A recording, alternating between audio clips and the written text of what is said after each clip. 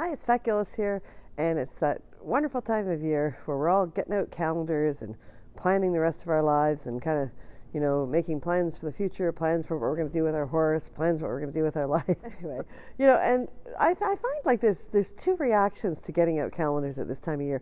One is it's kind of a little alarming when you see the passage of time and you start thinking, how much time have I got left to get all these things that I want to get done. Or the other way is to get really, really motivated, and think, well, I got to use up the time that I have left and do as many things as I can.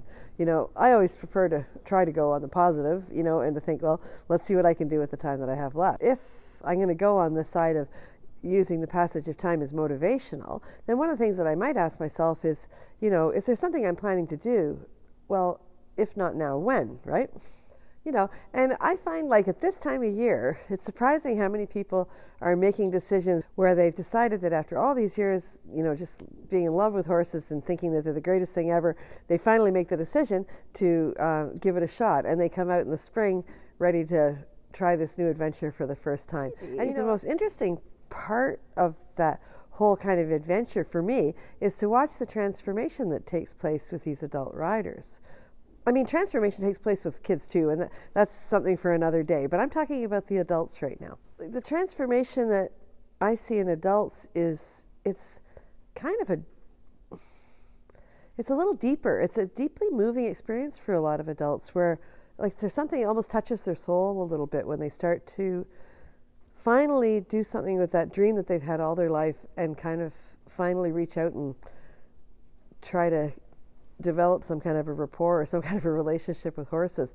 And it's really amazing how it can be moving, really, to be honest with you, when people finally make the decision to take the plunge and do it. Every now and again we'll get some of the adult beginner riders who will, they'll sort of dwell a little bit, maybe too long, on the fact that they waited too long to start this adventure. But you know what maybe the coolest thing is that even those folks that maybe have a little bit of a tendency to look on the negative side, to say, well, I wish I'd started this earlier or whatever, all of that goes away when they're actually with the horse, right?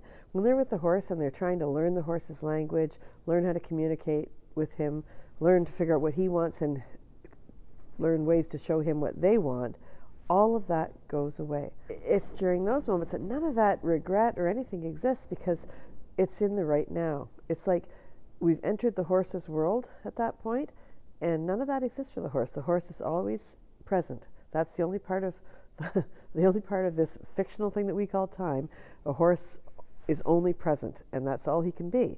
And I don't think we should ever underestimate the gift that is that horses give to us. Like, it's just so amazing. I mean, and even if it's only once a week, even if it's only a couple of hours a week, the gift of just being able to forget about the hands moving on the clock for a little while, or forget about the pages turning on the calendar, whatever, is such a great gift that horses give us. We all like to plan ways that we can move forward, and I like to do that as much as the next person. But every now and again, I think it's kind of good for the soul to step away from that kind of thing, And so for you guys who spend time with horses, you already know what I mean. And for you guys who are sitting around with a calendar and thinking about things, here's my recommendation.